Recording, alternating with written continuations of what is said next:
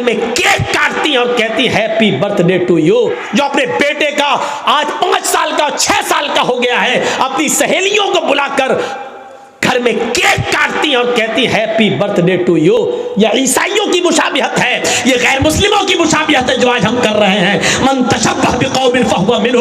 अपने बच्चों का जन्मदिन और बर्थडे मनाने वालों, कयामत के दिन ईसाइयों के साथ उठाए जाओगे, गैर मुस्लिमों के साथ उठाए जाओगे। मनाओ, कितने शौक से मनाते हो अपने औलाद का जन्मदिन, मनाओ। ईमान तो निकल चुका है, बुनियाद से हमने रिश्ता खत्म कर दिया है। हम क्या जाने ईमान किस चीज का नाम है। ये औरतें अपने बच्चों का जन्मदिन मनाती हैं, शर्म आनी चाहिए। 5 साल का हो गया, नहीं, तेरा बेटा 5 साल अपनी जिंदगी के कम कर चुका है, इसको सोच। 10 साल का हो गया, हाँ 10 साल का हो गया, लोग कह रहे अल्लाह इसकी उम्र लंबी करे। लंबी कहाँ करे, वो तो 10 साल कम कर चुका है। तेरी दुआ करने, लंबी दुआ करने से लंबी थोड़ी हो जाएगी, वो तो अब 11 साल का। ये खौवे लोग हैं, ठूसने आते हैं और दुआ देते हैं लंबी उम्र हो। माफ कीजिएगा, नाजायज काम करके वहां दुआ दे रहे हो, वहां दुआ भी कबूल नहीं होगी। गलत काम करके दुआ कर रहे हो। आए घरों की चौखटों पर भरोसा करने वालों, घरों में बनाई हुई ताक पर भरोसा करने वालों, अगरबत्तियां जलाकर बुजुर्गों की रूहों को अपने घरों में बुलाने वालों, जमीन की मिट्टी चूमने और चाटने वालों। जितना मुसलमानों ने, इस दौर के मुसलमानों ने इस्लाम का मजाक उड़ाया, अल्लाह की कसम गैर मुस्लिमों ने भी इतना इस्लाम का मजाक नहीं उड़ाया जितना मुसलमानों ने इस्लाम का मजाक उड़ाया। 400 आदमियों की बारात गई, डीजे बजे, लड़के ने सेहरा बांध लिया हाथी की सूंड की तरह लटकाया, मेहंदी लगा ली हाथ में। पोंपूलाल पहुंच गए, बैठ गए स्टेज पर, वीडियो बन रही है और वीडियो बनने के बाद लड़की की वीडियो बन रही है, दुल्हन की, हेमा मालिनी की अम्मा की। आज वो इतनी सजी हुई है, लिपस्टिक क्रीम पाउडर सब के लग रही है जैसे वो हेमा मालिनी की अम्मा बन गई हो, लगी। उसकी भी वीडियो बन रही है। ये सारे हराम काम करने के बाद निकाह पढ़ने के पढ़ा जा रहा है। मौलाना साहब कह रहे हैं निकाह कबूल किया, लड़के ने कह दिया निकाह कबूल किया, और निकाह के बाद दुआ हो रहा अल्लाह शादीशुदा जिंदगी में बरकत अता फरमा। हराम काम करने के बाद बरकत की दुआ दे रहे हो, 2 साल में तलाक हो जाएगी।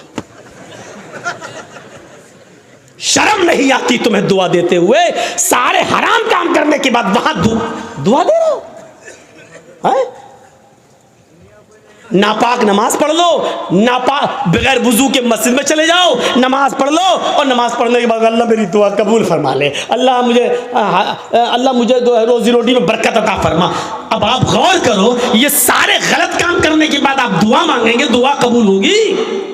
दुआ कबूल कहाँ होगी? जब आपका रिस्क भी हलाल हो। आपने 100 रुपए का पंजाबी खरीदा, 99 रुपए आपने रिक्शा चलाया, ई रिक्शा चलाया, टोटो चलाया, और कुर्ता मिल रहा है 100 रुपए का, पंजाबी मिल रहा है 100 रुपए का, 99 रुपए आपके मेहनत के, 1 रुपया आपको हराम का मिल गया। आपने 100 रुपए मिला के पंजाबी ले लिया, आपने वुजू भी बनाया, आपने गुस्ल भी किया, आपने नमाज भी पढ़ी, आप दुआ भी मांग रहे हैं, लेकिन अल्लाह के नबी फरमाते हैं कि जब तक वो कुर्ता तेरे जिस्म पर रहेगा, रब्बे काबा की कसम, उस जात की कसम जिसके कब्जे में मेरी जान है, अल्लाह के नबी कहते हैं 1 रुकू कबूल नहीं, 1 कयाम कबूल नहीं, 1 सजदा कबूल नहीं। 99 रुपए हलाल के, 1 रुपया हराम का, 99 रुपए कड़ी मेहनत के पसीना बहाकर कमाया, 1 रुपया हराम का मिला दिया है। जब तक वो कपड़ा तुम्हारे जिस्म पर रहेगा, नमाज कबूल नहीं होगी। अब नमाज के बाद कहो अल्लाह मुझे ये दे दे, मुझे ये दे दे, मुझे ये दे दे। ऊपर से आवाज आती है व मतअमुहु हराम व मशरबुहु हराम व मलबसुहु हराम व गुज़िया बिल हराम। आए फरिश्तों, मेरा बंदा देखो क्या क्या चीजें मांग रहा है, मैं भी चाहता हूं कि दूं, लेकिन कैसे दूं? ये जो खाकर आया वो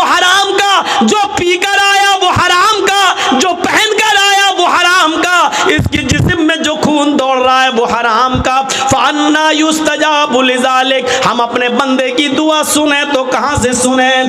99 रुपीस हलाल के, मेहनत के, और उसके बाद 1 रुपया हराम का। जब ऐसा करने के बाद भी दुआ कबूल नहीं हो रही है तो हमारी शादियों में डीजे और ये सब और उबटने, हल्दी, मेहंदी सब करने के बाद और वीडियो बनाने के बाद लड़का और लड़की को फिर कहो अल्लाह शादी में बरकत अता फरमाए, ये दुआ कबूल होगी? मजाक बना के रख लिया आपने दुआओं का, मजाक बना के रख लिया आपने इस्लाम की तालीमात का। जितना मुसलमानों ने, इस दौर के मुसलमानों ने इस्लाम का मजाक उड़ाया, अल्लाह की कसम गैर मुस्लिमों ने भी इतना इस्लाम का मजाक नहीं उड़ाया जितना मुसलमानों ने इस्लाम का मजाक उड़ाया। जब चाहे तब खड़े हो गए, अल्लाह ये कर दे, अल्लाह वो कर दे, अल्लाह वो कर दे। अरे पहले देख तो उसकी हैसियत क्या है, पहले देख तो। अल्लाह के नबी के पास जो आता था आप उसके लिए दुआ, हिदायत की दुआ कर देते थे। पहले कुछ नसीहतें करते थे, जाओ पहले ऐसे करो। हम कहां हैं? मजाक बना लिया। मौलाना साहब हाँ दुआओं में याद रखना। अरे एक दुआ हो, मौलवी जर्जिस तुझे दुआओं में याद रखे कि अपने बेटे की दुनिया दीन देखे, अपनी औलाद का देखे, अपने रिश्तेदारों का देखे। एक फैशन बना लिया दुआओं में याद रखना। मौलाना दुआ करना मेरे लिए, तू हराम पे हराम खाता जाए, मौलवी जर्जिस तेरे लिए दुआ करे। अरे तू खुद हलाल रोजी खाना शुरू कर। अल्लाह की कसम, अल्लाह खुद कहता है मेरे बंदे मुझ पर वैसा भरोसा कर जैसे करना चाहिए, हम तुझे वैसे रोजी देंगे जैसे चिड़ियां भूखे पेट घोंसलों से निकलती हैं और शाम को जब वापस आती है तो उनका पेट भरा हुआ होता है। समंदर में एक व्हील मछली रहती है जो 40 टन गोश्त खाती है, 40 टन एक दिन में। अल्लाह कहता हम अब उस मछली को भूखा नहीं सोने देते। 2 रोटी खाने वाले तू क्यों परेशान है? हम तुझे भूखा नहीं सुनाएंगे। तू क्यों इस 2 रोटी के लिए किसी का हक मार रहा है? तू क्यों इस 2 रोटी के लिए किसी के ऊपर जुल्म कर रहा है? तू क्यों इस 2 रोटी को कमाने के लिए नाजायज माल हासिल कर रहा है? क्यों ऐसा कर रहा है तू? मेरे बंदे, मैंने तुझे पैदा किया है इस दुनिया में तो मैं तेरा ख्याल रखूंगा। मैं तो वो हूं जो काले रंग की काली चूटी जब काले पहाड़ पे चलती है तो मैं उसको भी रिस्क देता हूं। समंदर की तारीकी में कोई मछली भूखी नहीं सोने देता हूं। तू क्यों परेशान है? तू मुझ पर भरोसा तो कर। ईमान नहीं हमारे पास। कहां चला गया हमारा ईमान?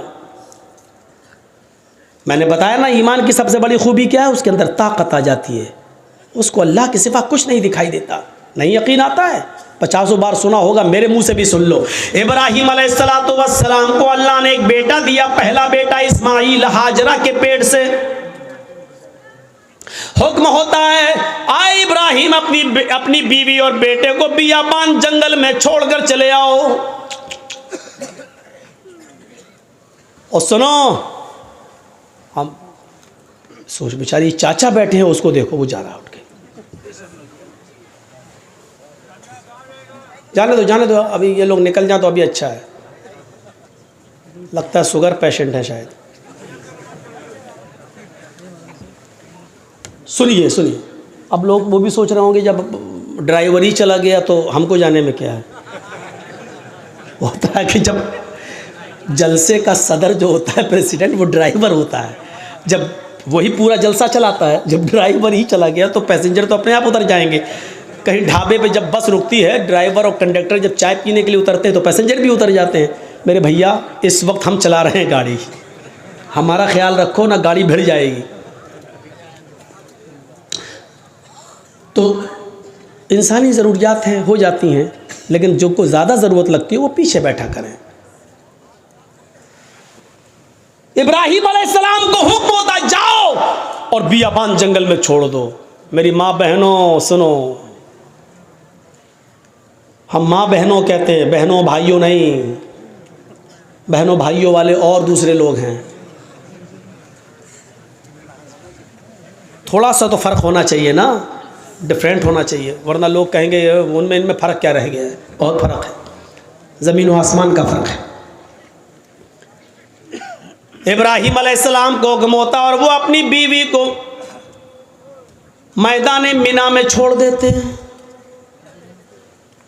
सोचिए तो सही, जिन लोगों ने हज किया है इस वक्त उनकी नजरें उस जगह पर होंगी, और जिन्होंने नहीं किया है वो जरा आओ मैं तुम्हारे सामने ऐसा नक्शा खींचूं, तुम्हें भी लगे कि हाँ जरजीत साहब जो नक्शा खींच रहे हैं गोया कि मैं उसी मक्के में हूं।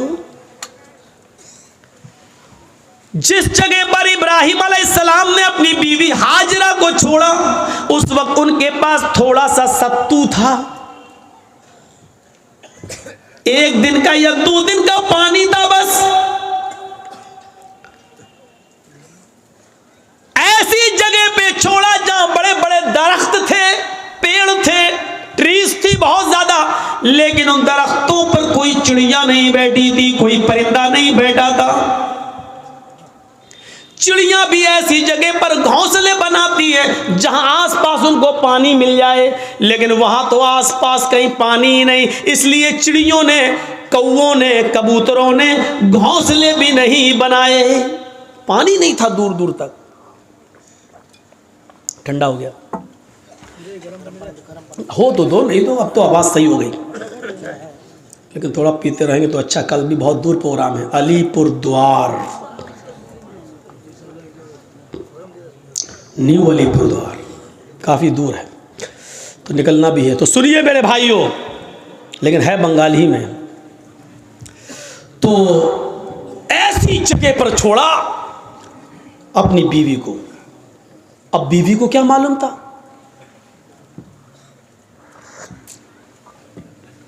बीवी को नहीं मालूम था, वो तो सोच रही है यहां पर हस्बैंड के साथ, शौहर के साथ जा रहे हैं, और इब्राहिम अलैहिस्सलाम ने भी नहीं बताया कि हम तुम्हें छोड़ने जा रहे हैं, वापस आ जाएंगे। सर्जिकल स्ट्राइक इसको कहते हैं। ये कोई सर्जिकल स्ट्राइक है? रात की रात में जब चाह बंद कर दिया, नोट नहीं चलेगा 2000 का, ये तो पागलपन है। छोड़ दिया, दरख्त हैं लेकिन चिड़ियां नहीं हैं, साएं साएं बीत रही है जंगल में।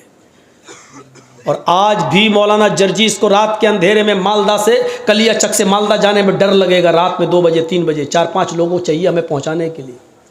लेकिन सोचो, आज लाइटें हैं तब, मोबाइल का ज़माना है तब, वहाँ तो लाइटों का ज़माना भी नहीं है। और इब्राहिम अलैहिस्सलाम अपने साथ तेल भी नहीं ले गए और टॉर्च तक नहीं है कि रास्ता दिखा सके। बियाबान जंगल में इस्माइल को और हाजरा को छोड़ दिया। अल्लाह की कसम 10 मिनट भी अपनी बीवी के पास नहीं बैठे, यहां छोड़ा, चादर बिछाई और बीवी से कहा यहां बैठो और बच्चे के पास रहो। जाने लगे। हाजरा ने देखा कि इब्राहिम जा रहे हैं, बच्चे को उसी जमीन के ऊपर पड़ा हुआ छोड़ दिया। हाजरा दौड़ती हुई जाती हैं और अपने शौहर इब्राहिम का दामन पीछे से पकड़ती हैं। आए इब्राहिम, कहां जा रहे हो? इब्राहिम अलैहिस्सलातु वस्सलाम ने हाथ पकड़कर झटक दिया। अपनी बीवी के सवाल का कोई जवाब नहीं दिया। आगे फिर बढ़ गए। बीवी ने फिर कहा मैं आप ही से कह रही हूं, ऐ मेरे हस्बैंड कहां जा रहे हो? कोई जवाब नहीं दिया। हमारी औरतें तो जवाब देने में बड़ी माहिर हैं। हर चीज का जवाब नहीं होता है, बहुत सी चीजों का जवाब खामोशी भी होता है। इब्राहिम अलैहिस्सलाम अपनी बीवी से के सवाल का जवाब नहीं दे रहे हैं। जानते हैं कि जवाब देंगे तो दूसरा सवाल उठेगा, उसका जवाब देंगे तो तीसरा उठेगा, वक्त की बर्बादी होगी। चले आगे। बीवी ने फिर कहा आ इब्राहिम, क्या मुझसे कोई गलती हो गई? एक बीवी का जो फर्ज है क्या मैं उसको निभाने में नाकाम रही? क्या मैंने आपके साथ कोई गलत किया? क्या आप मुझसे परेशान हैं? मैंने आपको कभी किसी चीज का दुख दिया है? शायद इब्राहिम अलैहिस्सलाम के पास हाजरा के अपनी बीवी के सवाल का जवाब भी नहीं था। वो आगे बढ़ते चले जा रहे हैं और अपनी बीवी के सवाल का कोई जवाब नहीं दे रहे हैं। जाहिर है इतने सवालों के बाद बीवी को गुस्सा ही जाएगा। वो दौड़ती हुई फिर आगे बढ़ी और पीछे से कुर्ता कमीज पीछे से खींचते हुए कहा, जा रहे हो तो जाओ, मैं रोकूंगी नहीं, इतना तो बता दो, इला मन ततरुकुना। कुरान के अल्फाज देखिए, इला मन ततरुकुना, हमें किसके हवाले छोड़ के जा रहे हो? अपने बच्चे इस्माइल को किसके सुपुर्द करके जा रहे हो? यहां जंगल है, बियाबान जंगल है, दरिंदों की आवाजें आ सकती हैं, खतरनाक जानवर भी आ सकते हैं, या कोई काफिला आ गया और मेरी इज्जत व आबरू को लूट लिया, हमारी इज्जत को तार तार कर दिया, तो कल जब आप आओगे और मैं आपको चेहरा दिखाने के लायक न रही, फिर मैं आपको क्या जवाब दूंगी? जा रहे हो तो जाओ, इला मन ततरुकुना, हमें किसके सुपुर्द करके जा रहे हो? हमें किसके हवाले करके जा रहे हो? आए घरों की चौखटों पर भरोसा करने वालों, घरों में बनाई हुई ताक पर भरोसा करने वालों, अगरबत्तियां जलाकर बुजुर्गों की रूहों को अपने घरों में बुलाने वालों, जमीन की मिट्टी चूमने और चाटने वालों, तौहीद सीखो। बीवी ने कहा, इला मन ततरुकुना, हमें किसके सुपुर्द करके जा रहे हो? हमें किसके हवाले करके जा रहे हो? आवाज आती है। यहां इब्राहिम ने अपनी बीवी के सवाल का, इस क्वेश्चन का जवाब, इसका आंसर दिया और इसको जरूरी समझा। इब्राहिम ने पीछे मुड़ के नहीं देखा, लेकिन अपनी बीवी के सवाल का कि मुझे किसके सुपुर्द करके जा रहे हो, मुझे किसके हवाले करके जा रहे हो, इसका जवाब दिया उंगली से इशारा करके, इल्लल्लाह। आए मेरी बीवी, मैंने तुझे और तेरे बच्चे को, अपने बच्चे को इस्माइल को अल्लाह के सुपुर्द कर दिया है, अल्लाह के हवाले कर दिया है, अल्लाह के हुक्म से मैंने यहाँ छोड़ दिया है। अब अल्लाह जहाँ हुक्म देगा मैं जा रहा हूं, कब आओगे पता नहीं, एक दिन भी लग सकता है, एक हफ्ता भी लग सकता है, एक महीना भी लग सकता है, एक साल भी लग सकता है, 10 सालें भी लग सकती है, ये भी हो सकता है कि ना सकूं। कोई जवाब नहीं, किसके सुपुर्द? इसका जवाब दिया अल्लाह के। बस अब हाजरा मुस्कुरा देती है, जानती थी ईमान क्या है। देखिए, जो खौफ था कि शेर ना खा जाए, जो खौफ था इस जंगल में कोई आकर मेरी इज्जत व आबरू न लूट ले, जब हाजरा ने सुना, मेरे शौहर ने कहा अल्लाह के, ईमान देखिए, दामन छोड़ देती हैं, ताकत आ जाती है ईमान की हाजरा के अंदर, और क्या कहती हैं, अब आप जाइए, अब आप जाइए। इब्राहिम ने पीछे मुड़ के नहीं देखा, चले चले जा रहे, पीछे मुड़ के देखेंगे बच्चा अंगूठा चूस रहा है, पैर हिला रहा है, कहीं बच्चे की मोहब्बत मेरे दिल में जोश ना मार जाए, कहीं हम फिर अपने बच्चे के पास लौट के ना जाए, कहीं अल्लाह के हुक्म की नाफरमानी ना हो जाए। पीछे मुड़ के नहीं देख रहे, ईमान कुर्बानियां मांगता है। तुम डीजे की कुर्बानी नहीं दे सकते हो, नाम है इकरामुद्दीन, नाम है तजम्मुल, नाम है तुफैल अहमद, नाम है मोहम्मद जर्जीस, नाम है मोहम्मद फला, मोहम्मद फला। पूछो कुर्बानी क्या दी है? कुछ नहीं, ली और है दूसरों की, दी कुछ। अब जाओ, छोड़ दिया। जब इब्राहिम 10 कदम आगे बढ़ गए, तब बीवी ने कहा आप मेरी फिक्र मत करना, इस बच्चे की फिक्र मत करना, आ इब्राहिम अपने काम में मन लगाना, अल्लाह तुम्हें जिस काम के लिए भेज रहा है उस काम को दिलो जान से करना, मेरी फिक्र मत करना। मेरी तरफ दिमाग मत लगाना, इस बच्चे के बारे में मत सोचना। आए मेरे हस्बैंड, आपने मुझे अल्लाह की सुपुर्द कर दिया है, मैं आपसे वादा करती हूँ, इज़न ला युज़ीउन अल्लाहु अबदा, अल्लाह अब हमको ज़ाये नहीं करेगा, अल्लाह अब हमको बर्बाद नहीं करेगा। क्या तवक्कुल था, क्या भरोसा था, क्या बिलीव था अल्लाह की ज़ात पर। अब आपको जहाँ जाना हो जाइए, अल्लाह अब हमको ज़ाये नहीं करेगा, अल्लाह हमको अब बर्बाद नहीं करेगा, अल्लाह हमको अब रुसवा नहीं होने देगा। अब आप अपना काम मन लगा के करना, अल्लाह का काम मन लगा के करना, उसमें कोताही मत होने देना। यहाँ हम संभाल लेंगे, हम देख लेंगे। एक बीवी ने अपने शौहर की ऐसे हिम्मत बनाई और उनके काम में ताउन किया और रुकावट नहीं बनी, दीन के लिए जाने दिया।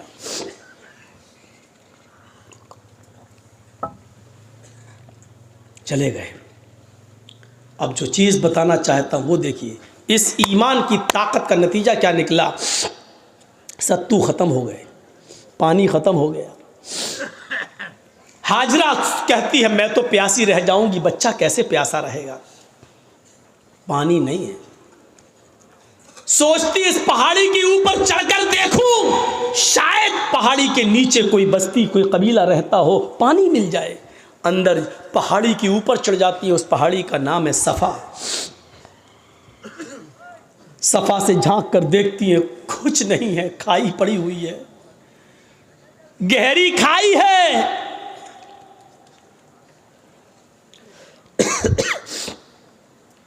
मरवा की तरफ जा रही है, पहाड़ी से उतरती है, चलती है, कहीं तेज चलती है, कहीं आहिस्ता चलती है, कहीं सीना तान कर ऐसे चलती है, कहीं फिर आहिस्ता चलती है।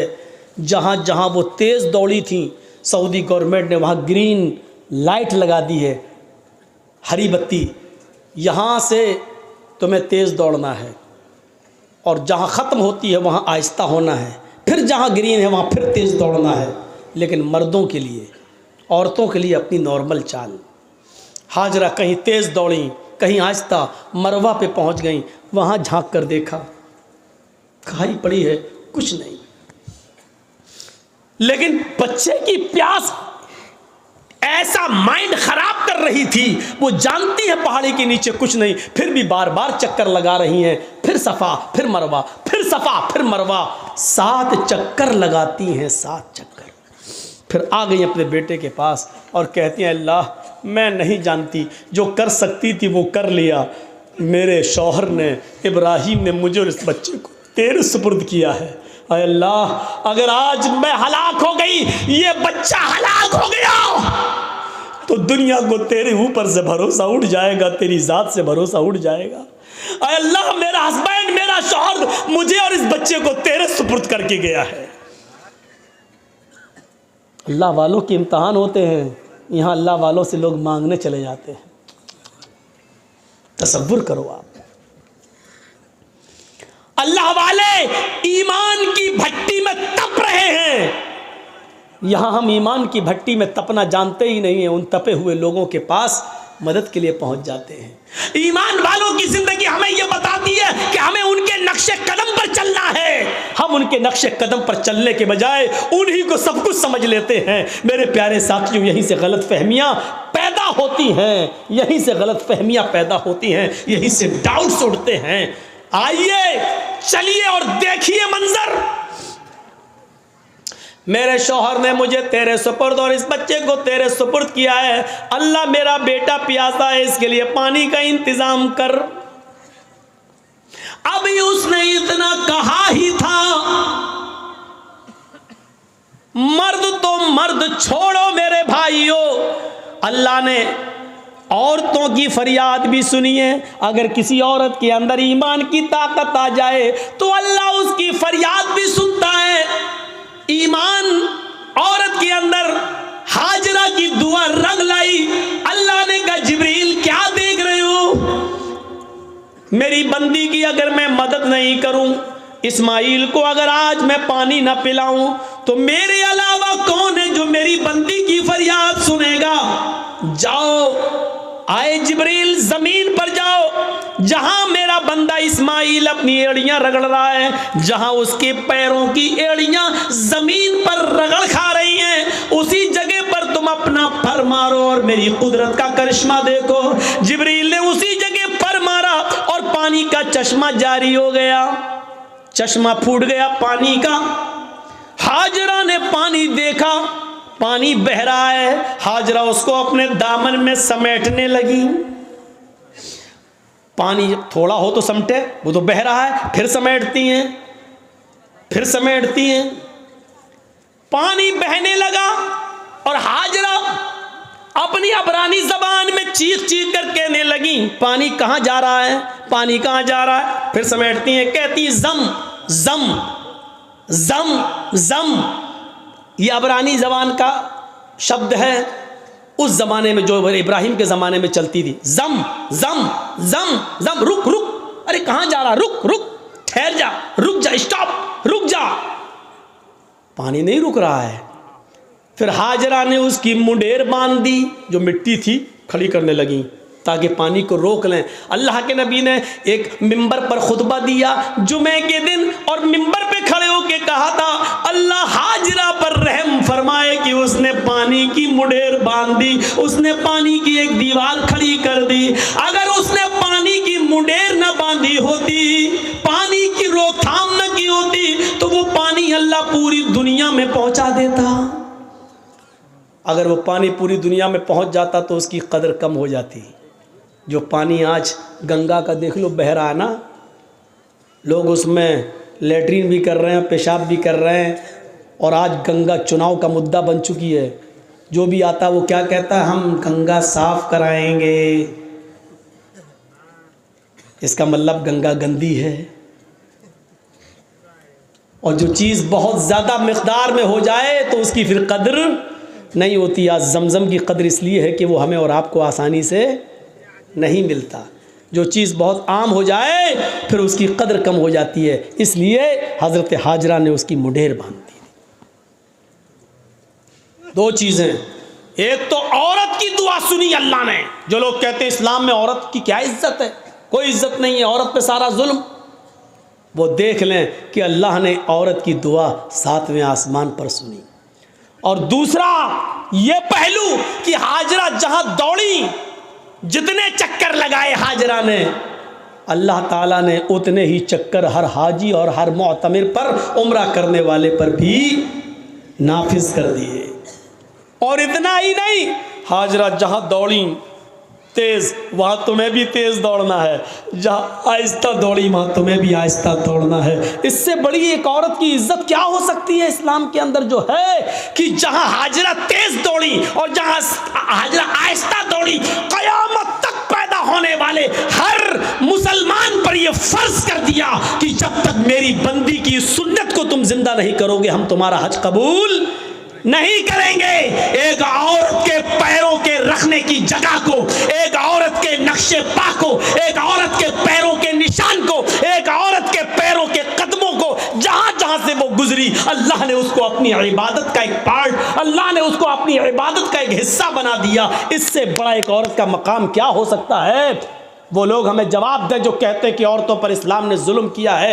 एक मर्द को 4 औरतें रखने की इजाज़त है, लेकिन एक औरत को 4 मर्द रखने की इजाज़त क्यों नहीं है। वो हमें बताएं कि आपके यहाँ मर्द की लंबी उम्र के लिए औरतों को करवा चौथ की परमिशन है, उनके ऊपर फर्ज है। क्या सिर्फ मर्द की ही लंबी उम्र होती है? क्या औरत की लंबी उम्र के लिए मर्द करवा चौथ का रोज़ा क्यों नहीं रख सकता है? आपके यहां सिर्फ औरत ही मर्द की लंबी उम्र की दुआ कर सकती है, करवा चौथ का व्रत रखकर, लेकिन मर्द औरत की लंबी उम्र की दुआ नहीं कर सकता है। क्या मतलब हुआ? मर्द जिए 200 साल, औरत मर जाए 25 साल में। सवाल हमारे पास भी हैं, लेकिन नहीं कह सकते हैं। सही वक्त पर सही बात कहना चाहिए। कभी कभी सही बात सही वक्त पर नहीं कही जाती है। आप कहिए डरते हो, डरते नहीं हो, इसी का नाम मसलहत है। वरना आज ये ज़माना है मेरे भाइयों कि आप सही भी बोलेंगे तो अंदर आप जाएंगे, वो जो भी बोलेगा उसका कुछ नहीं होगा। हम एक शब्द भी बोलेंगे तो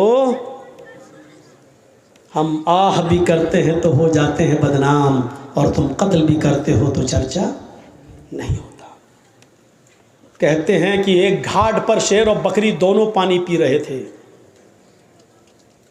शेर की तरफ से बहता हुआ पानी बकरी की तरफ आ रहा था, बकरी भी पानी पी रही थी। तो शेर ने बकरी से पूछा, तूने मेरा पानी झूठा क्यों किया? देख रहे हैं सवाल।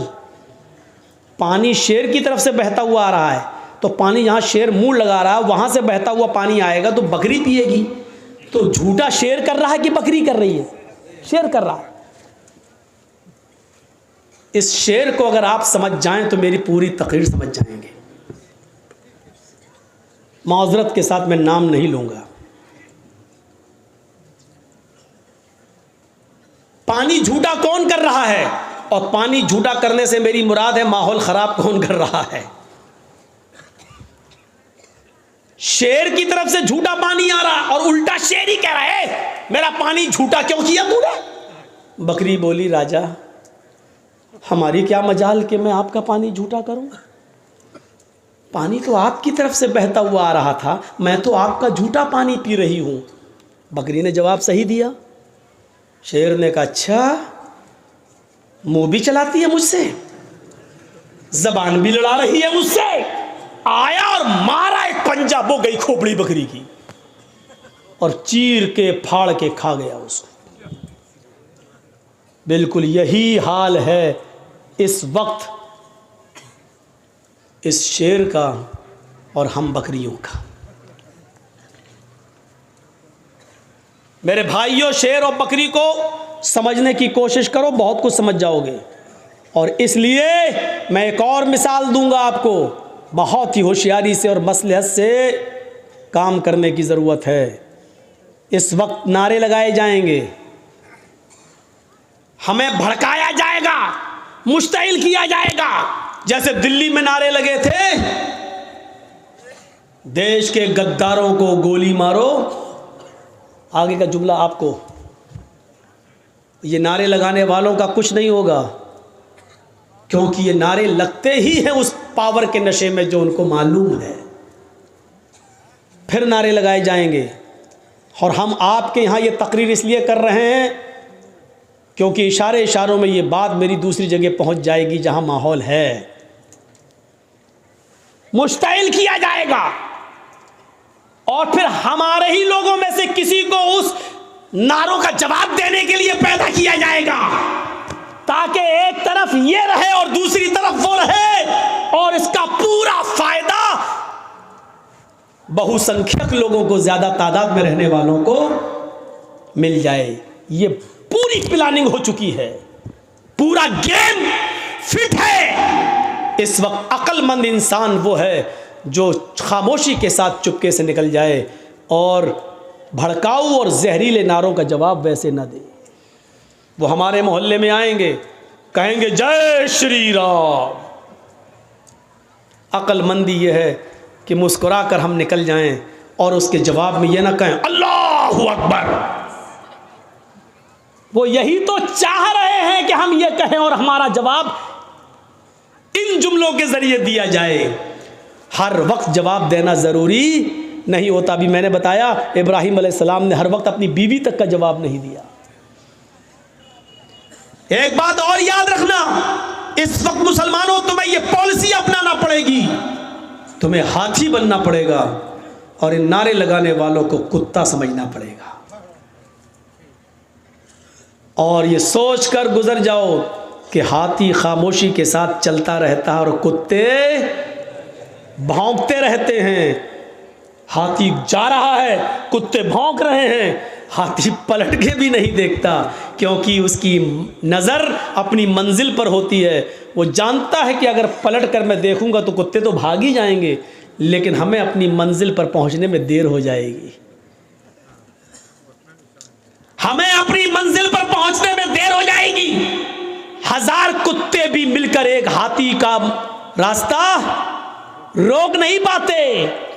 आपको यह सोचना पड़ेगा कि हाथी की तरह खामोशी के साथ अपनी मंजिल पर निशाना लगाए रहो कि हमें अपने लक्ष्य को पाना है, अपनी मंजिल को पाना है। खामोशी के साथ चलते रहो। कुत्ते भौंक रहे हैं, उनका जवाब देने की कोशिश मत करो। अब इस हाथी को अगर आप समझ जाएं और इस कुत्ते को अगर आप समझ जाएं तो मौलवी जर्जीस कामयाब हो गया 30 तारीख के इस प्रोग्राम में।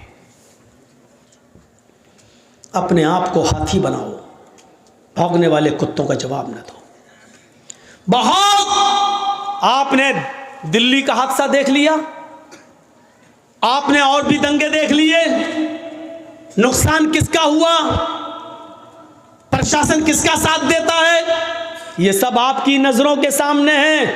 आप जरा भी गुस्सा हुए, जान भी हमारी जाएगी और फायदा भी उनको, यानी हमारे मरने के बाद भी हमें फायदा नहीं मिलेगा, फायदा भी उन्हीं को होगा। इसलिए इबरत हासिल करो, सीख लो अपने अंजाम को और मुजाहरा अच्छा कर लो। आपको एक वाकया सुना दूं। एक शेर भी शिकार के लिए निकला, भेड़िया भी शिकार के लिए निकला और लोमड़ी, लोमड़ी जानते हैं ना, फॉक्स, आपके यहां क्या कहते हैं सियार, 3 लोग शिकार के लिए निकले। कौन कौन? शेर, लायन, भेड़िया भी और लोमड़ी। 3 लोग शिकार करने निकले और तीनों ने एक एक जानवर का शिकार कर लिया। तीनों ने शिकार कर लिया। शेर ने हिरन मारा, भेड़िए ने बकरी को मारा और लोमड़ी ने खरगोश को मारा। बहुत अच्छी मिसाल दे रहा हूं, ये मिसाल आप समझ गए। अल्लाह की कसम, जर्जीस कामयाब। शेर ने हिरन मारा, भेड़िए ने बकरी मारा और लोमड़ी ने खरगोश, रैबिट। तीनों जानवर मरे पड़े हैं, इधर हिरन, इधर बकरी, इधर रैबिट। शेर ने भेड़िए से कहा, किसको क्या खाना है तुम फैसला कर दो। शेर ने भेड़िए से कहा, किसको क्या खाना है तुम फैसला करो, सही फैसला करना। भेड़िए ने कहा, बहुत आसान। हाँ बताओ कैसे। भेड़िए ने कहा, अरे राजा, किंग, हिरन आप खा लीजिए, बकरी मैं ले लेता हूं और रैबिट जो खरगोश है वो लोमड़ी को दे दीजिए। 3 जानवर और 3 ही खाने वाले। आप बड़े हैं, हिरन ले लीजिए, हम बकरी ले लेते हैं, लोमड़ी को खरगोश, रैबिट दे देते हैं। शेर ने कहा, इतना बुरा फैसला, इधर आओ। मारा एक पंजा, भेड़िए की गर्दन गायब, मर गया वो। भेड़िए साहब मर गए। उसने कहा, कमबख्त फैसला करना नहीं जानता, इतना बुरा फैसला किया। लोमड़ी से कहा, तुम फैसला करो। लोमड़ी से कहा कि तुम फैसला करो। लोमड़ी कहती, बहुत आसान। कहा क्या? कहा साहब, हिरन आप सुबह नाश्ते में खा लीजिए और बकरी आप शाम को खा लीजिए। अब बच्चा खरगोश, तो मुंह का जायका बदलने के लिए उसको दोपहर में खा लीजिएगा। तीनों जानवर आपके, सुबह हिरन खा लीजिए, शाम को बकरी, और मुंह का टेस्ट बदलने के लिए खरगोश को दोपहर में। शेर ने कहा, वाह वाह लोमड़ी, कितना अच्छा फैसला किया। इतना अच्छा फैसला करना तुझे किसने सिखाया? उसने कहा, इस भेड़िए ने। कौन कहता कि बंगाल वाले नहीं समझते? माशाल्लाह समझ रहे हैं मेरी बात, समझ रहे हैं ना। उर्दू बोलने वालों में पूरे इंडिया में मुझी को बुलाया जाता है सबसे ज़्यादा बंगाल में। क्यों? हम माइंड में घुसेड़ देते हैं बात, दिमाग में। माँ बहनें भी समझ गई होंगी। देखा लोमड़ी ने कितनी अच्छी क्या कहा। उसने कहा, अगर हमने कुछ उल्टा सीधा फैसला किया तो अभी पंजा पड़ेगा और हम भी जाएंगे। तो उसने कितना अच्छा क्या कहा, अरे बहुत आसान।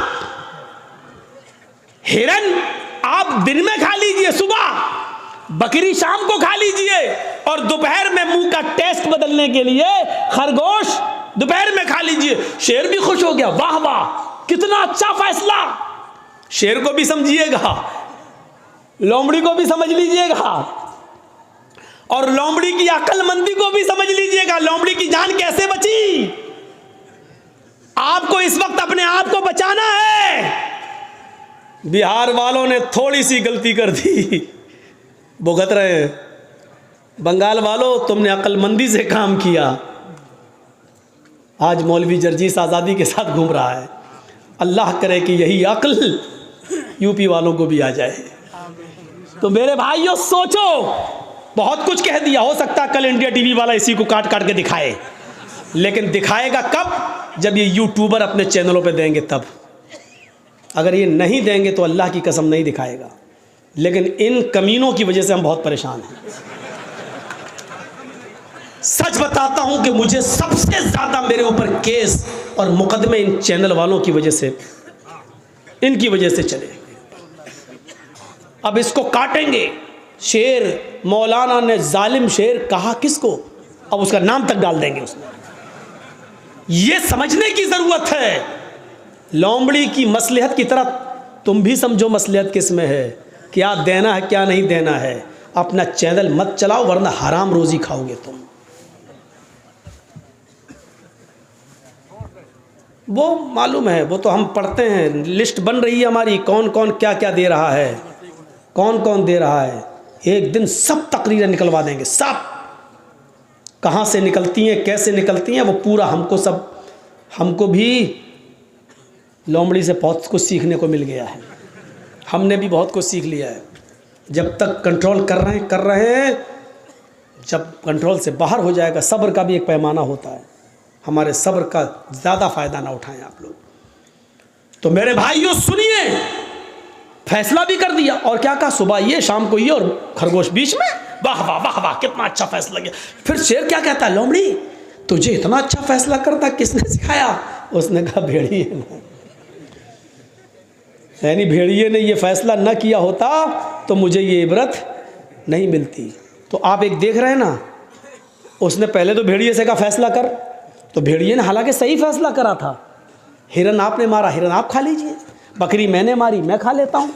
लोमड़ी ने खरगोश मारा, लोमड़ी खरगोश खा लेगी। लेकिन सही फैसला भी बादशाह को कबूल नहीं हुआ, हजम नहीं हुआ। मारा पंजा, कितना खराब फैसला। तो आप चाहे कितने अच्छे रहिए, चाहे कितना देशभक्त बने रहिए, इस भारत के लिए अपनी जान की कुर्बानी दे दीजिए। अगर सरहद पर कोई मुसलमान मारा जाएगा तो यही कहा जाएगा कि देखो देश का गद्दार तो नहीं था। बादशाह यही कहेगा हमें देखना पड़ेगा क्या है, वरना इस दौर के अंदर नचनियों को और कमर मटकाने वालियों को पद्मश्री अवार्ड मिल जाता है। जिन्होंने इतिहास की ई न पढ़ी हो उनको मिल जाता है, और जिन्होंने कोरोना काल के अंदर गरीबों के घर अनाज पहुंचाया, गल्ला पहुंचाया, सिलेंडर पहुंचाया, आज उनको कुछ नहीं मिलता। क्योंकि इस दौर में जीना है तो चापलूसी करना सीखो। तो मेरे भाइयों, लोमड़ी की तरह अक्लमंद बनो। आप हालात देख रहे हो, उस हालात से जायज़ा लो, और फिर अपने आप को बचाना है तो लोमड़ी की तरह फैसला करो। ठीक है, लगा लो नारे, आएगा कभी दौर हमारा भी, और कहो इंशाअल्लाह। इंशाअल्लाह ये हमेशा नहीं रहता है।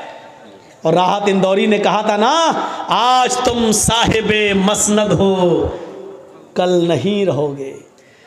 जो आज साहिबे मसनद हैं वो कल नहीं होंगे।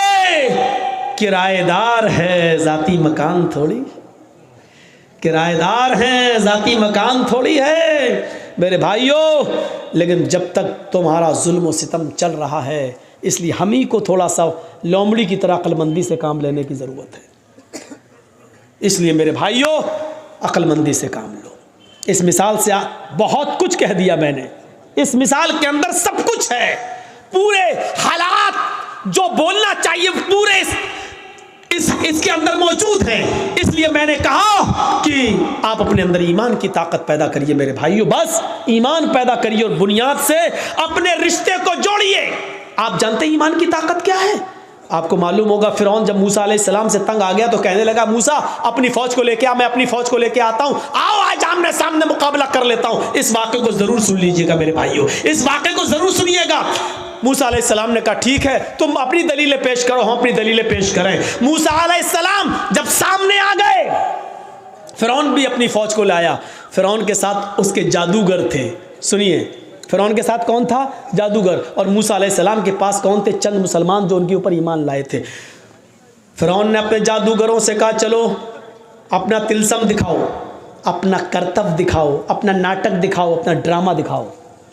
फिरौन के जादूगरों ने कहा, हम अपना जादू दिखाएंगे और ऐसा जादू दिखाएंगे जिससे मूसा डर जाएगा और मूसा की पूरी फौज डर के भाग जाएगी। फिरौन ने कहा कि आज मूसा को हारना चाहिए और मुझे जीतना चाहिए, तुम क्या दिखाओगे? तो फिरौन के जादूगरों ने, दो चीज़ें समझाऊंगा बस इस वाक़े से। फिरौन के जादूगरों ने कहा ठीक है, हम अपना जादू दिखाने वाले हैं जिससे मूसा और मूसा की पूरी फौज डर के भाग जाएगी, लेकिन हमारे लिए इनाम क्या होगा? कुरान देखिए क्या कहता है। जब फिरौन के जादूगरों ने फिरौन से कहा हम अपना जादू दिखाएंगे जिससे मूसा और मूसा की कौम हार जाएगी, लेकिन ये तो बताओ, इन्ना लना लअजरन इन कुन्ना नहनुल गालिबीन, अगर हम जीत गए, हम गालिब आ गए, हम मूसा और मूसा की फौज को भगाने में कामयाब हो गए, तो हमारा इनाम क्या होगा? हमें आप क्या देंगे? इनाम क्या देंगे?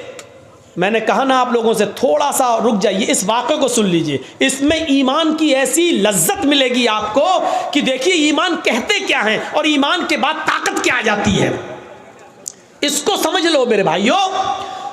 तो फिरौन ने कहा अच्छा इनाम चाहते हो? कहाँ? व इन्नकुम लमिनल मुकर्रबीन, अगर मूसा और मूसा के कौम के लोग भाग गए, तुम जीत गए, तो हम तुम्हें अपना मुकर्रब बना लेंगे, अपनी कैबिनेट में शामिल कर लेंगे, अपना मंत्री बना लेंगे, अपना वजीर बना लेंगे, तुम हमारे पास बैठोगे, हम तुमसे हुकूमत चलाने में मशवरे करेंगे, हम तुम्हें इनाम देंगे, तुम्हें अपना करीबी बना लेंगे। अब सोचो, ममता दीदी का कितना करीबी था एक नंदीग्राम वाला, नाम नहीं लूँगा। तो अब देखो, जब करीबी था तो क्या नहीं था उसको और क्या नहीं दिया मुख्यमंत्री ने उसको, लेकिन अब उसकी नज़र और ऊपर पहुंच गई। कहते हैं ना कि ज़्यादा ऊपर जो देखता तो टोपी फिर नीचे गिर जाती है, तो जो सर पे है वो भी नहीं रहता है, जो थोड़ा बहुत होता है वो भी चला जाता है, तो इतना ऊंचा मत देखो।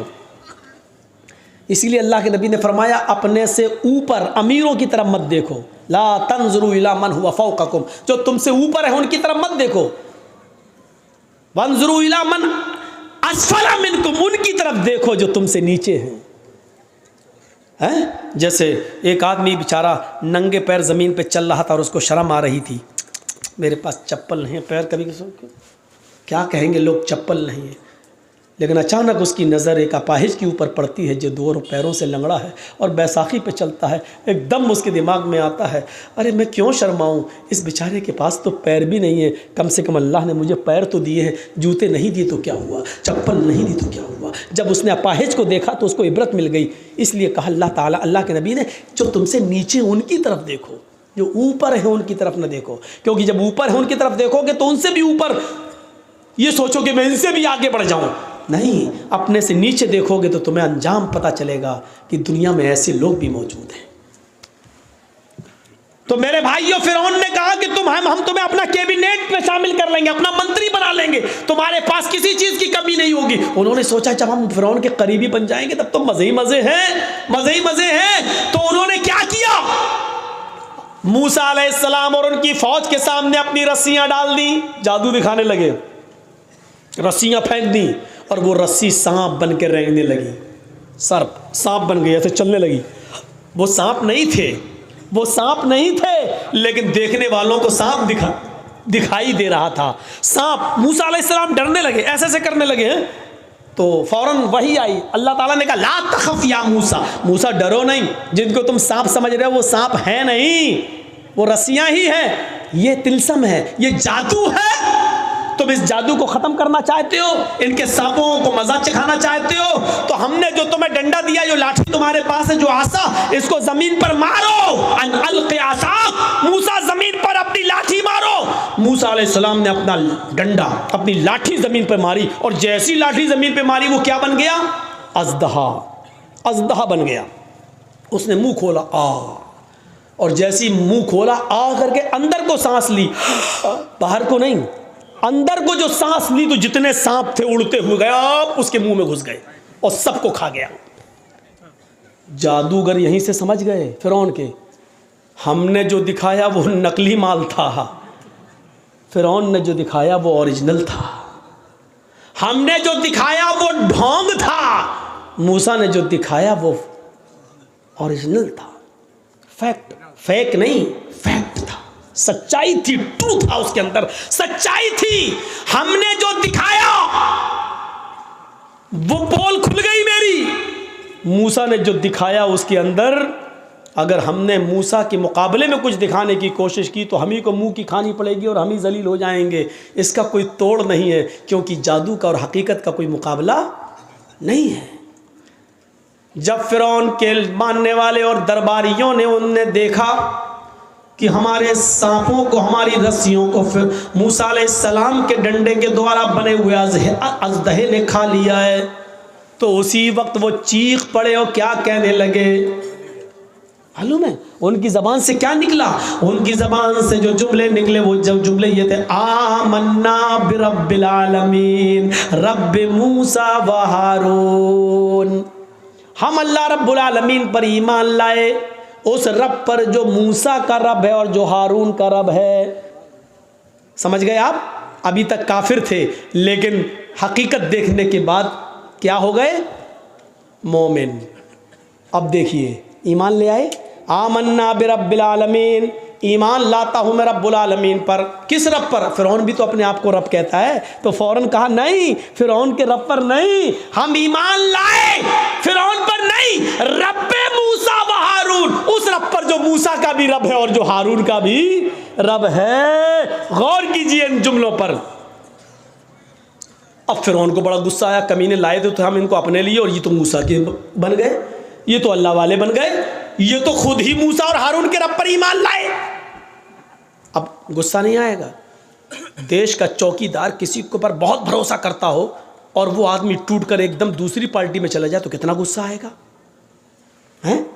बाद में बहाने करेंगे, लेकिन गुस्सा, लेकिन आंखों के सामने वहीं बैठे बैठे, वहीं खड़े खड़े फिरौन के सारे जादूगर ईमान लाए।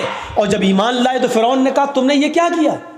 तुम मूसा और हारून के रब पर ईमान लाए? इन्होंने कहा हाँ लाए, हमारी इजाजत के बगैर। कहा हाँ, आपकी इजाजत के बगैर। अब क्या जरूरत है आपकी इजाजत की? जब हमने ओरिजिनलिटी देख ली, असलियत देख ली, सच्चाई देख ली, तो अब हमें क्या जरूरत है?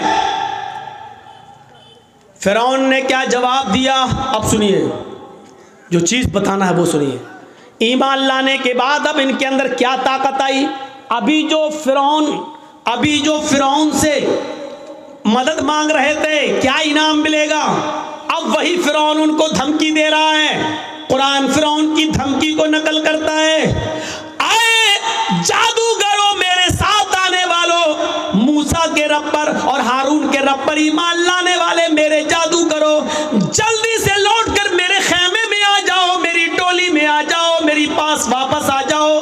अगर तुमने ऐसा न किया, अगर तुमने ऐसा न किया, लउक़त्तिअन्ना अयदियकुम वअरजुलकुम मिन खिलाफ सुम्मा लउसल्लिबन्नकुम अजमईन। कुरान क्या कहता है? फिरौन धमकी देता है, अगर तुमने मूसा और हारून के रब को न छोड़ा, लउक़त्तिअन्ना अयदियकुम वअरजुलकुम मिन खिलाफ, अभी यही सबके सामने हम तुम्हारे हाथों को और पैरों को कटवा देंगे, हम उनके टुकड़े टुकड़े कर देंगे। मिन खिलाफ, मुखालिफ सिमतों से। मुखालिफ सिमत से मतलब समझ रहे हैं? अगर सीधा हाथ काटेंगे तो उल्टा पैर, और अगर उल्टा हाथ काटेंगे तो सीधा पैर, राइट हैंड काटेंगे तो लेफ्ट पैर, और अगर लेफ्ट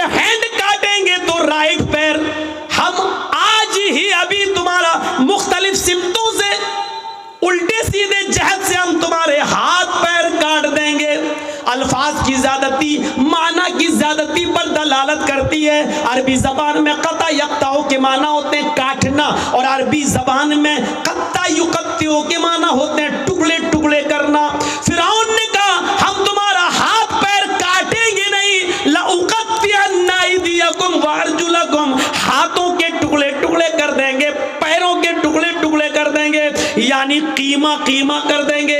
हमारे यूपी में मिलता है कीमा, गोश्त के टुकड़े टुकड़े करके मार मार के महीन बारीक कर दिया जाता है। तो हम तुम्हारा कीमा कीमा कर देंगे, तुम्हारे हाथ को यानी उंगली काटेंगे, पोर काटेंगे, नाखून काटेंगे, कोहनी काटेंगे, कलाई काटेंगे, फिर हम तुम्हारा बाजू काटेंगे, टुकड़े टुकड़े कर देंगे, पैरों की एक उंगली काटेंगे, फिर दूसरी, फिर तीसरी, फिर चौथी, फिर पांचवी, फिर गट्टा काटेंगे, पिंडली काटेंगे, घुटना काटेंगे, रान काटेंगे।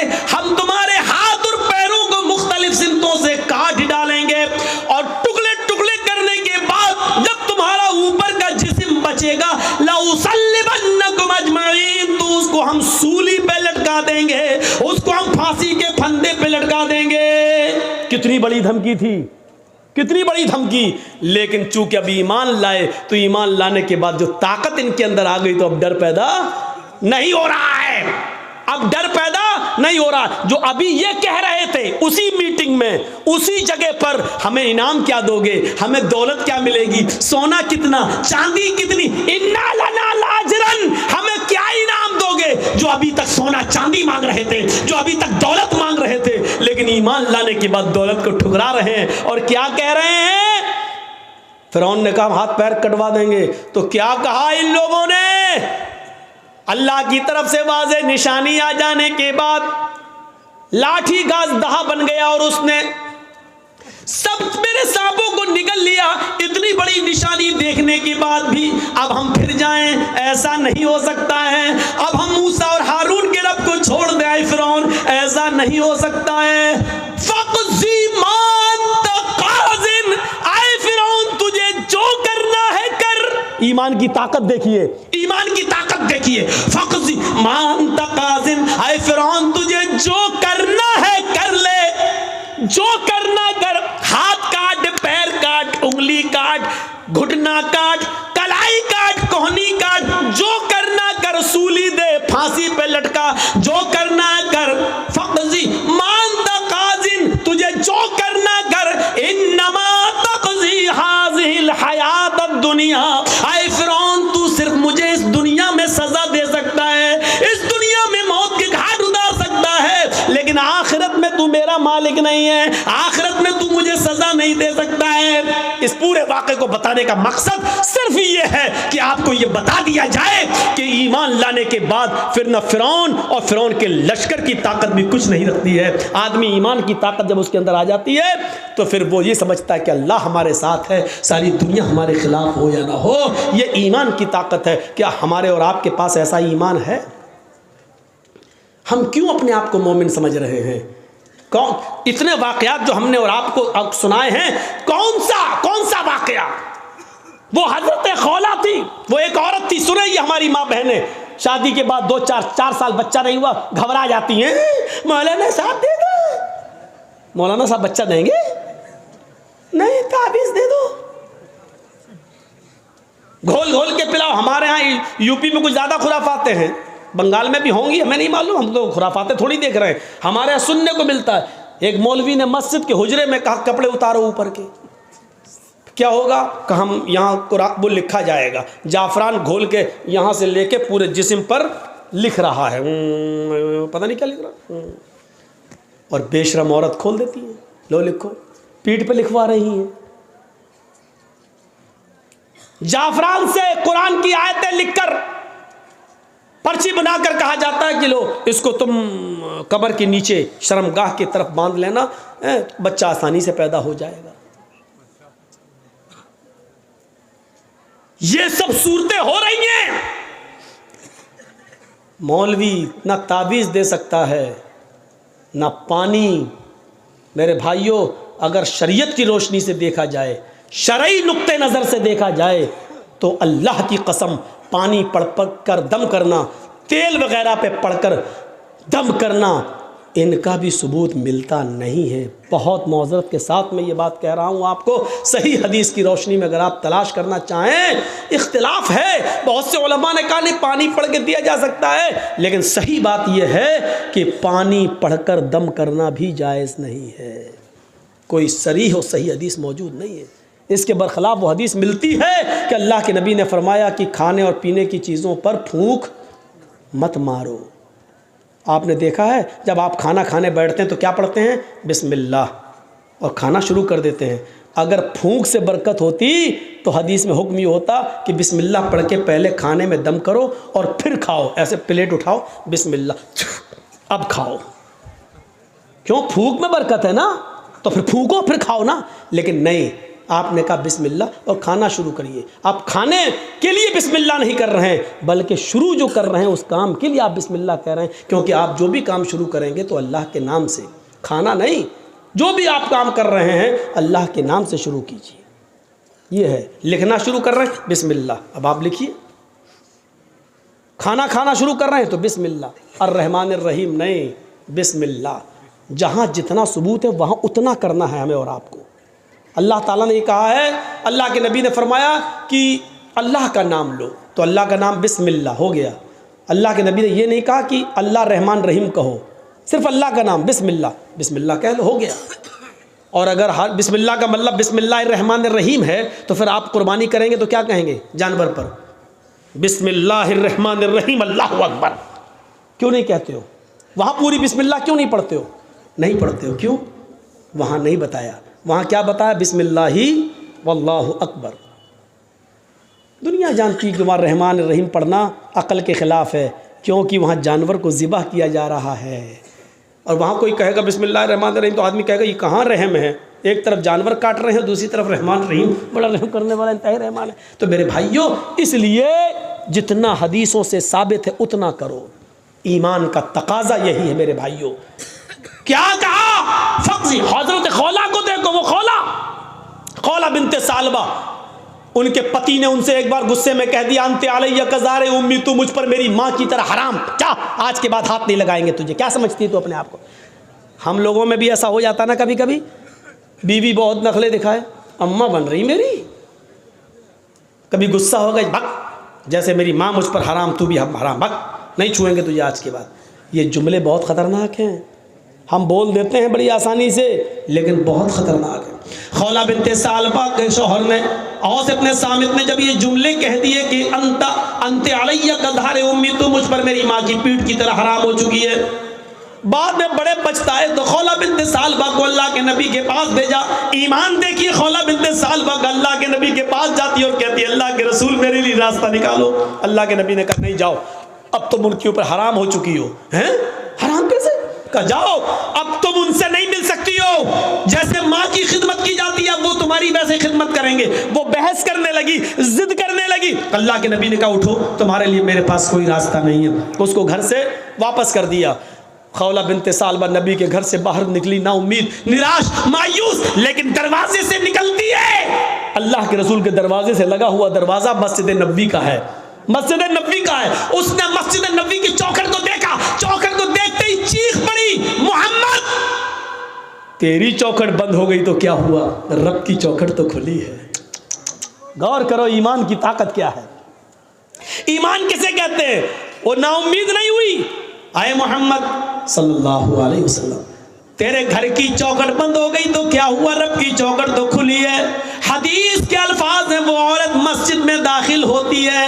माँ बहनों सुनो, और चूड़ियाँ खरीदने वाली हो सुनो, और मार्केटों में लिपस्टिक और क्रीम और पॉन्ड्स खरीदने वाली हो सुनो, ये तुम्हारी जैसी एक औरत है खौला बिनते सालबा, नबी की चौखट से निकलती है तो मस्जिद में घुस जाती है, वुजू बनाती है, 2 रकात नमाज पढ़ती है, फिर अकेले अपने रब के सामने दोनों हाथ उठाकर ये दुआ करती है, इलाहुल आलमीन, तेरे नबी की चौखट बंद हो गई तो क्या, तेरी तो खुली है। अल्लाह मेरे और मेरे शौहर के दरमियान कोई रास्ता निकाल, अल्लाह मेरे और मेरे पति के लिए कोई रास्ता बना दे। अल्लाह ने कहा जिब्रील क्या देख रहे हो, अगर मैंने अपनी बंदी के लिए रास्ता न निकाला तो कौन निकालेगा। जाओ और मेरे हबीब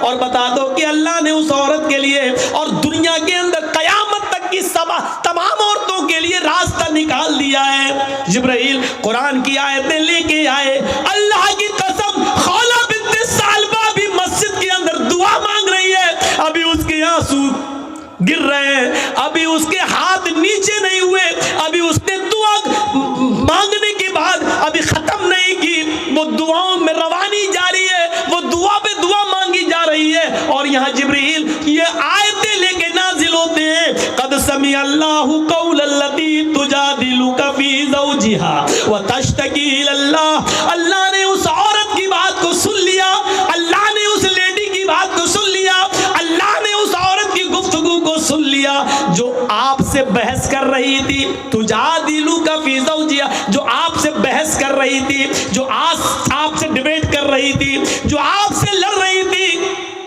अपने हस्बैंड के बारे में, वो तश्तकी इलल्लाह। और जब आपने उसको भगा दिया, हटा दिया, घर से बाहर कर दिया, तो वो अल्लाह से भी फरियाद कर रही, वो तश्तकी इलल्लाह, वो अल्लाह को भी पुकार रही, यानी दुआ कर रही है। अल्लाह ने उस औरत की बात को सुन लिया है, जाओ ऐ नबी उस औरत को बुलाओ, और उस एक औरत के लिए मैंने कयामत तक की सारी औरतों के लिए मसला बदल दिया है। कहो, जो लोग अपनी बीवियों को अपनी माँ की तरह कह लेते हैं, हराम कर लेते हैं, वो अपनी बीवी बना सकते हैं दोबारा, लेकिन दोबारा बीवी बनाने से पहले एक गुलाम आजाद करना पड़ेगा। एक गुलाम आजाद करने की ताकत ना हो तो 60 रोजे मुसलसल पैदर पे रखना पड़ेंगे, कंटिन्यू रेगुलर। और 60 रोजे भी रखने की ताकत ना हो तो 60 मिस्कीनों को खाना खिलाना पड़ेगा, 60 फकीरों को, ये 3 में से कोई एक काम करना होगा तरतीब से। अगर गुलाम आजाद करने की ताकत हो तो पहले गुलाम, ये ना हो तो 60 रोजे रखने की ताकत ना हो तो 60 मिस्कीनों को, फकीरों को खाना खिलाएं, और फिर वो तुम्हारी बीवी। ये सजा के तौर पर, लेकिन रास्ता तो निकाला। पहले तो रास्ता ही नहीं था, लेकिन बाद में रास्ता तो निकाल दिया, कम से कम सजा मुतय्यन करके। और सजा इसलिए मुतय्यन किया ताकि हर वक्त हर आदमी अपनी बीवी को अपनी अम्मा की तरह हराम ना करता रहे अपने ऊपर, इसलिए ये सजा मुतय्यन कर दी। तो मेरे भाइयों, खौला बिन्त सालबा का ईमान देखो, नबी की चौखट से बाहर तो कहती है नबी तेरी चौखट बंद हुई तो क्या, रब की चौखट तो खुली है। ये ईमान की ताकत होती है। यही खौला बिन्त सालबा जब लाठी टेक कर चलने लगी, बहुत बूढ़ी हो गई, कमर सीधी नहीं होती थी, लाठी लेकर चलती थी, तो एक दिन हजरत उमर फारूक घोड़े पर जा रहे थे। खौला बिन्त सालबा ने कहा, उमर घोड़े से नीचे उतर, मेरी बात सुन। हजरत उमर घोड़े से नीचे उतर गए और खौला बिन्त सालबा के पास पहुंच गए पैदल, और नीचे झुककर कहते, माँ क्या कहती हो, सुनाया, कुछ बात बोले ही। हजरत उमर फारूक वापस आए, लोगों ने कहा, अमीरुल मोमिनीन, एक मामूली औरत के लिए आप घोड़े से उतर गए, एक मामूली औरत के लिए आप घोड़े से उतर गए, और उसके पास जाके झुककर उसके कान पे अपने कान लगा दिए उसके होठों से। आप कह सकते थे मेरे दरबार में एक मामूली औरत के लिए आप घोड़े से उतर गए। हजरत उमर फारूक रोते हुए कहते हैं, नहीं, इसको मामूली औरत मत कहो, ये मामूली औरत नहीं है। जब नबी का दरवाजा बंद हो गया तो इस औरत की गुफ्तगू को अर्श वाले ने अर्श पे सुना है। ये मामूली औरत नहीं है, जिसकी जबान से निकलने वाली दुआ को अल्लाह भी रिजेक्ट नहीं कर सका, अल्लाह ने इसकी दुआ अर्श पर कबूल की। उमर की क्या मजाल जो इसकी बात को सुनने के लिए घोड़े से ना उतरे, उमर की क्या हिम्मत जो इसकी बात को सुनने के लिए घोड़ा ना छोड़े। अरे जब अल्लाह ने इसकी बात को रिजेक्ट नहीं किया तो उमर इसकी बात को रिजेक्ट कैसे कर सकता है। जब 7वें आसमान के ऊपर अल्लाह ने इसकी बात को सुना तो उमर इसकी बात को कैसे मना कर सकता है, कैसे नहीं सुन सकता है। मेरे भाइयों, ये ईमान की ताकत थी, ईमान की ताकत, ये ईमान की ताकत हमें और आपको अपने अंदर पैदा करना है। पूरा खुतबा मेरा ईमान के ताल्लुक से रहा है। और फिर वही लास्ट में वही बात, वला तहिनु वला तहज़नु व अंतुमुल अअलौना इन कुंतुम मुमिनीन। इस ईमान से अगर हम अपनी बुनियाद को जोड़ेंगे तो हम तरक्की करेंगे, बुलंदी पर जाएंगे। और अगर इस ईमान से अपनी बुनियाद से रिश्ता अगर हम ख़त्म कर लेंगे तो फिर हमें ज़िल्लत मिलेगी, रुसवाई मिलेगी, पतंग की तरह कटकर हम ज़मीन पर गिरेंगे और हमें नोच डाला जाएगा। आम की तरह हम आसमान पर नहीं जाएंगे, टूटकर ज़मीन पर गिरेंगे और हमें खा लिया लिया जाएगा, हमें लुकमा बना लिया जाएगा। ऐसी दुनिया की सारी कौमें हमारे ऊपर पिल पड़ेंगी। हम अल्लाह से दुआ करते हैं कि बार इलाह ईमान हमारे अंदर पैदा फरमा दे, ईमान की मजबूती हमारे अंदर पैदा फरमा दे। अल्लाह हमें अक्ल और शऊर से काम लेने की तौफीक अता फरमा, मसलहत हमारे अंदर पैदा फरमा दे, हर काम हमें हिकमत के साथ और दानाई के साथ करने की तौफीक अता फरमा। बार इलाह जब तक हम जिंदा रहें इस्लाम पे हमें जिंदा रखना, जब हमारा खात्मा हो तो ईमान पर हमारा खात्मा फरमाना। वमा अलैना इल्लल बलागुल मुबीन व आखिरु दअवाना अल्हम्दुलिल्लाहि रब्बिल आलमीन। अस्सलामु अलैकुम व रहमतुल्लाहि व बरकातुहू।